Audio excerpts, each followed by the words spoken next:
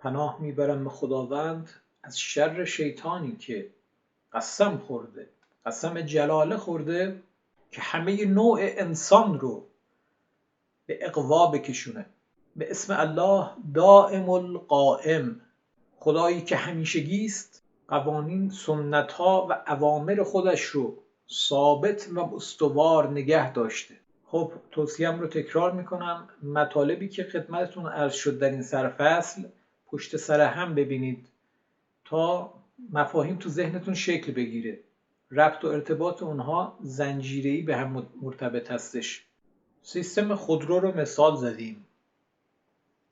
انواع مدل‌های خودرو: سیستم خودروهای باربر، وانت بارها، نیسان بارها، سایز بزرگتر 4 تن، خاور 608 808، سایز بزرگتر، خاور 1924 2624، سایز بزرگتر، دامپرها که در معادن ازش استفاده میشه.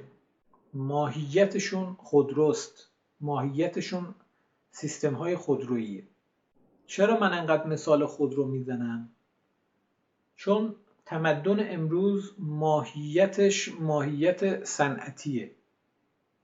شما تا چشم باز میکنید خودرو میبینید، انواع خودروها، آسفالت میبینید، خیابون میبینید، ساختمانهای بلند میبینید، همه چیزهای مصنوعی رو میبینید، انواع مدل‌ها، انواع برندهای ماشین. خیابون که راه میرید تعمیرگاه خودرو رو میبینید و اصلا خودرو یکی از وجوه اصلی زندگی هر انسان تبدیل شده. شاید 30-40% از فضای ذهنی اون رو مباحث و مسائل مربوط به خودرو اشغال کرده. یه نظامساز باید بتواند بر این هژمونی، بر این نیرویی که داره بهش فشار میاد از بیرون، بتونه بر این نیرو غلبه کنه. نباید خودش رو محصور اون قرار دهد، نباید محصور بشه، اصلا باید بشکنه این فضا رو، باید بیاد بالا و از بالا موضوعات رو ببینه. همه این خودروها از همون اصول و اجزاء مشترک همه سیستم ها استفاده می کنند. مطالبی که همون شیشتایی که جلسه پیش عرض شد و همه شرکت های خودروساز، همه مهندس ها مجبورند با فرمول ها و سنت هایی که خداوند تعیین کرده مجبورند با آنها کار کنند و محصولشون، مدلشون مطابق اونها تهیه بکنند و ارائه بدند. خب چند جلسه مطلب داره این، در جاش بهش میپردازیم. اجمالاً خداوند سنت‌ها و قوانینی رو قرار داده که ثابتند و تغییر پذیر نیستند، تحویل پذیر هم نیستند. نظامساز باید قادر باشه این سنت‌ها رو بشناسه، ازشون استفاده بکنه، قدرت به کار بردن اونها رو داشته باشه. لازم نیست که این قوانین رو تغییر بده، لازم نیست در بیفته باشون، باید بپذیردشان، تسلیم این قوانین شود. قوانین خلقت ثابتند، همه تحت سیطره خداست و طبق حکمی که خدا به اونها داده عمل میکنند، ولا غیر. هیچ انسان و جن و جنس سومی نیست که بتواند در قوانین خداوند تغییر و تحول ایجاد کند. عرض کردم مطالبش و مثالهاش گسترده است، انشاءالله اگر فرصتی بود چند جلسه بهش خواهم پرداخت. خب شما جوان مؤمن انقلابی اگر بخواید نظام ساز بشید، اول باید نظام شناس بشید، تعداد زیادی نظام بشناسید. چند تا راه دارید. یکی این که عمرتون رو صرف اجزا و هر نظام به طور جزئی بکنید، همه نظام ها رو بشناسید، یک کتابخونه تهیه بکنید و یک نسخه از چارت هر نظام و نمودارهاش و جداولش تهیه بکنید و در اون ذخیره بکنید. یعنی چی؟ یعنی که من فقط به شما ماهی بدم و فقط شما ماهی رو ببینید. یه راه دیگهش اینه که شما ماهیگیری یاد بگیرید. یعنی چی؟ یعنی خودتون بتونید نظام طراحی بکنید، خودتون بتونید استخراج بکنید از نظامات موجود و اون رو بهینه‌اش بکنید. توی هر کاری باید ماهیگیر بود. توی هر کاری باید اون رشته اصلی رو استخراج کرد و به اون مسلط شد. خب یه ضرب المثل معروفی هست که میگه اگر میخوای یه مطلب یک بار تو ذهن من بمونه، اونو در گوشم بمونه.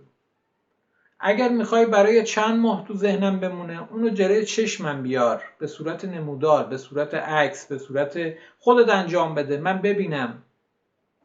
اما اگر میخوای یک عمر من اون مطلب رو یاد بگیرم، اجازه بده خودم اون رو انجام بدم. 1 ساعت حداقل باید به همین 3 جمله فکر بکنید تا کل زندگیتون متحول بشود.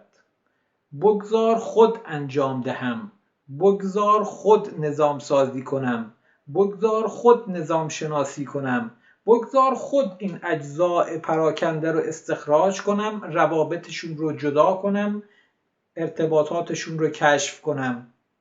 من از شما میخوام که به این درجه برسید. نمیخوام مصرف کننده ماهی من یا دیگران باشید. خودتون فاعل شناسا بشید، خودتون حرکت رو ایجاد بکنید. به هیچ جا وصل نباشید. دیشتون رو مستقیم به خدا بگیرید و الهامات رو مستقیم دریافت کنید. این اون هدف غایی هستش که من انتظار دارم بهش برسید، که اگر به این مرحله برسید به خیر کثیر رسیدید، به حکمت رسیدید. یه درجه عالیه. از یک مرحله به بعد اعطاییه، هبه میشه، هباء میشه. خداوند هبه میکنه به افراد خاصی، به هر کسی نمیده. خیلی از آدما کل انعام بل هم اضل، 4 پان عضو میخواد، فهم و درکشون اندازه همون 4 پاست.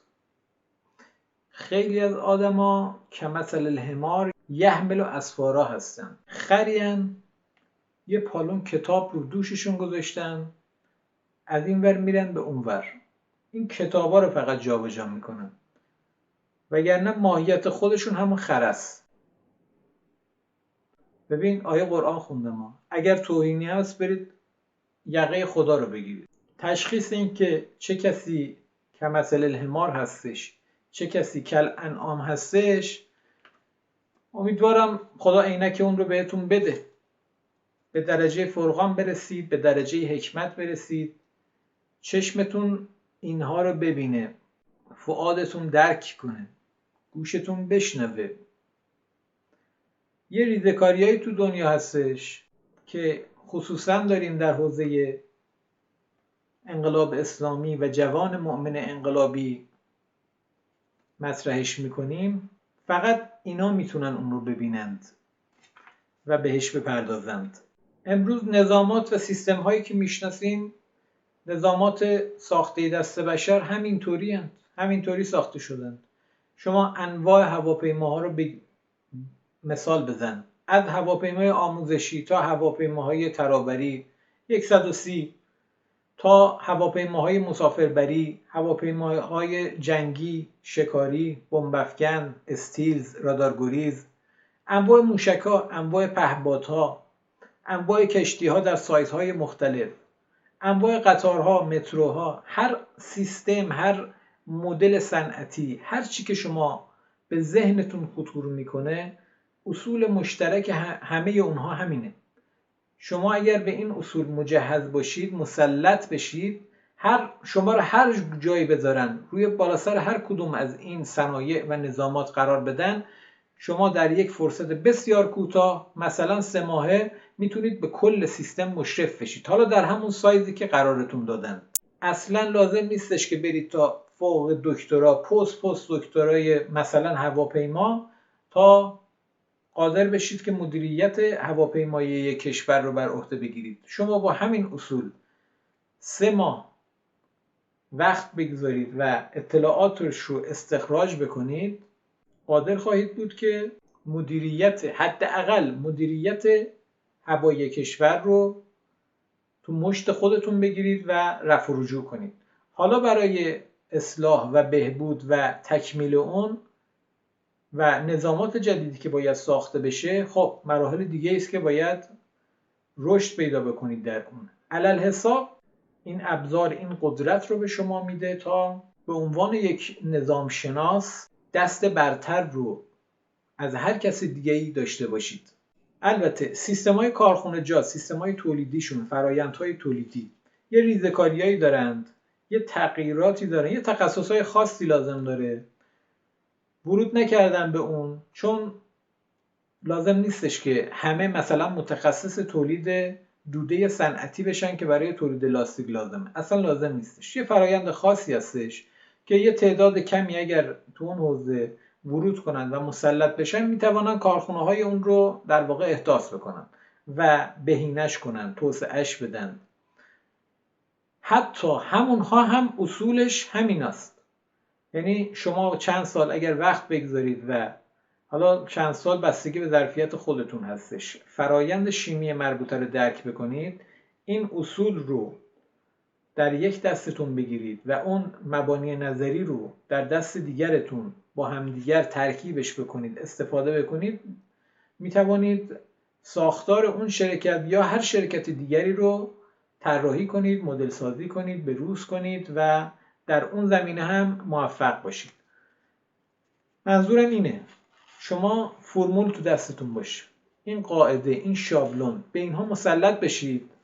هر سیستمی که چشمتون میبینه شما قادر خواهید بود که اون رو تجزیه تحلیل بکنید، بهش مشرف بشید، هدفش رو درک کنید، کارکردش رو بشناسید، محصولش رو مدیریت بکنید و بیایید بالا. همین کل مطلبی که قرار هست در این دوره به شما ارائه بشه همینه. قرار هست که شما نظام ساز بشوید و نظام ماهیتش غیر از این نیست. اصول مشترک در همه نظامات همین هست. اگر شما در نظامات جز و مثالهایی که زدم بهش مشرف شدید، جرأت ورود به نظامهای حکومتی رو هم پیدا میکنید. جرأت ورود به مباحث سنگین علوم انسانی و مباحث اجتماعی رو ورود میکنید. تئوری‌های سنگین مباحث نظری در اون حوزه لازمش اینه که شما به این موارد جزئی و ملموس مشرف باشید. کل مسیر آینده‌مون قرار هستش که همین مراحل طی بشه. البته اصلا فکر نکنید کار ساده‌ایه، اما ستون اصلی و شاکلش همینه. به قول حضرت حافظ الا یا ایها الساقی ادر کأسا و ناولها که عشق آسان نمود اول ولی افتاد مشکلها. حالا تو ذهن ایشون به عنوان کلمه عشق نمود پیدا کرده. اصلا اون رو با حال و هوای احساسی و اون چیزی که امروز دستمالی شده توسط رپرها این رو برابر نهاد هم قرار ندید. شما همون مسئله، همون نیاز، همون چاله‌ای که شما میخواید اون رو پر بکنید، میخواید ارضاء بکنید، نیاز درونیتون، یک نیاز درونی، شما با این تصور به این کلمه نگاه بکنید و اصلا تو وادی‌های عرفان و صوفیگری و اونا نرید. منظور این که ظاهرش ساده است گفتن این کلمات، اما واردش که میخواید بشید دست به قلم میشید، میخواید وارد حوزه اجرا بشید و نظام سازی کنید، اون رو تست کنید، اون رو بهینش بکنید، خیلی مشکل برمیخورید. هزاران ریزه‌کاری جزئی هستش که باید بهش بپردازید. خسته نشید، دلشکسته نشید، انشاءالله خدا برکت میده، قفلا رو براتون باز میکنه. این مطلب که خدمتتون عرض کردم ظاهرش خیلی ساده است، اما این همون امانتی است که همه موجودات از زیرش در رفتند، نرفتن زیر بارش، حتی اجنه ابا کردند، اما انسان قبول کرد، رفت زیر بارش. حالا نمیدونم اون موقع چه فکری کردش، ما نبودیم. خود خدا هم میگه انسان ظلومن جهولا، ظالم و جاهله. حالا ما اندازه خودمون تلاشمون رو میکنیم، هر چقدر که خدا توفیق داد این مسیر رو میریم جلو. بار سنگینیه که عشق آسان نمود اول، اون عشق، اون بار امانت ظاهرش آسانه، اما بعدها معلوم شد که چه امتحانات سنگینی پشت سرش خوابیده. و اینکه انا عبدالله گفتن به زبون ساده است و در عمل تا مرحله میرسه که حتی جون به لبت میرسه. باید ثابت قدم و پایدار باشی. خلاصه داستان اینه. امیدوارم این بت تکنولوژی جلوی چشتون شکسته باشه. این هژمونی عظیم، این مصنوعات بزرگ بشری، این دستگاه‌های عظیم معدن، این تغییرات بزرگ ساخت و ساز، اینها شما رو دیگه فریب نده. شما نخ تسبیحمون تو مشتتونه، به شناخت از حیث ویزدام، از حیث نبوغ، از حیث اشراف کل رسیدید و بازیچه فضاسازی که وجود داره بازیچه اون نمیشید. فریب زخرفات دنیا رو نمیخورید. ماشین نمیدونم پرادو، ماشین تویوتای لندکروز 2023، ظاهر زیبای پورشه و خیلی از برندها، مازراتی، فراری، اینها دیگه شما رو فریب نمیده. اینها برای شما بت‌های شکسته شده است. قرار نیست شما زندگیتون رو خرج کنید تا یکی از اونها رو به دست بیارید. از اونها عبور کردید. بزرگتر از اونها شدید. هر چیز که در جستن آنی فراتر از جستن اینها. شما دیگه از این به بعد دنبال خالق پدیده ها، خالق همه نظام ها، خالق بشریت و جهان خواهید بود. شما دیگه از این به بعد میفهمید که صحنه نمایش چیه. شما قراره تو این صحنه نمایش چند سالی که بهتون وقت داده شده چه بازی رو ارائه بدید، چی کار قراره بکنید. یک نظامساز شغل بسیار حساسی رو داره و سرنوشت خیلی ها به کار اون بستگی داره. امیدوارم نظام ارزشیتون متحول شده باشه. دیگه برای شما دکترا، مهندسی فلان، سردار فلان، تحتار فلان، درجات آنچنانی، حساب بانکی آنچنانی، رزومه آنچنانی، اینها اعتباریات برای شما شکسته شده باشه.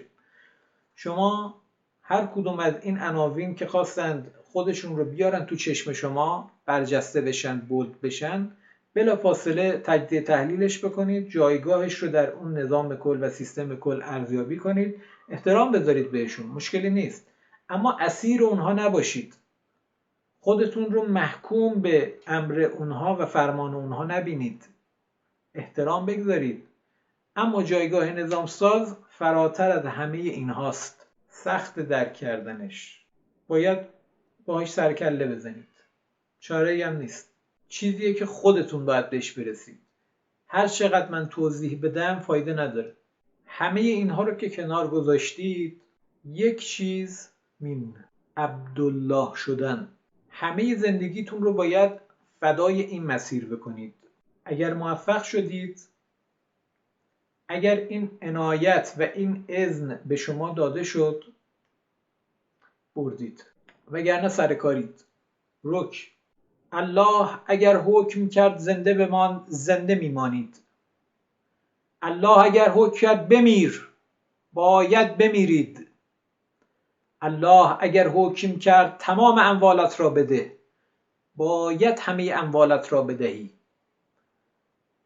اموال، خدا اگر گفت فرزندت را قربانی کن، باید از اون بگذری. الله اگر گفت این ثروت رو بگیر، از 1 ریال تا هزاران هزار میلیارد ریال، باید بگی خذها به قوه، میگیرم با قدرت و اون رو در جایی که خودش دستور داده خرجش میکنی، انتقال میدی، جذبش نمیکنی، به خودت نمیچسبونیش، میری دریا خیس نمیشی، برمیگردی. ما این وسط سیم هستیم، ما واسطه رزق خدا هستیم. همه چیز مال خداست. اگر توانستیم نقش خودمون رو درست بازی کنیم، خدا سایز ما رو بزرگ میکنه، وسعت ما رو بزرگ میکنه، بزرگ میشیم. رک. اگر نه موندیم، سوختیم این وسط،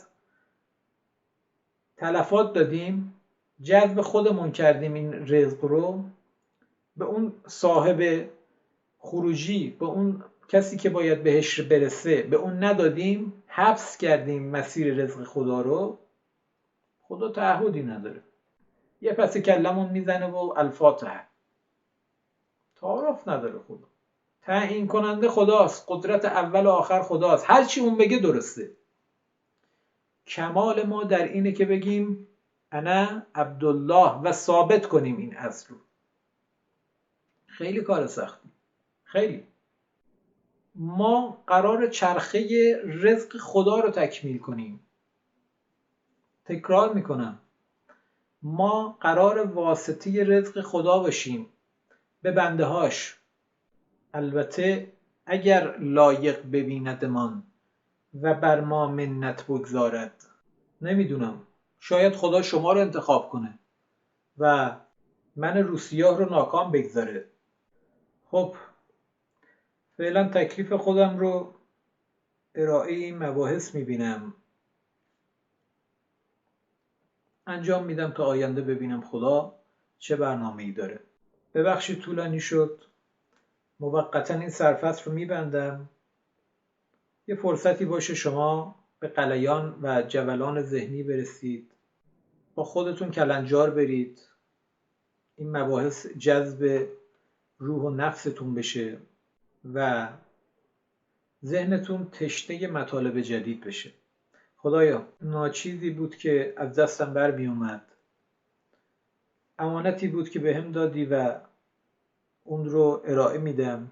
به هر کس که خودت دوست داری بفهمون و رزقش کن. دشمنانت رو ناکام بگذار، مسخره کنندگان و مستهزئین رو به خودشون برگردون، مکر و حیله و مسخرهشون رو. اگر کمکاری کردم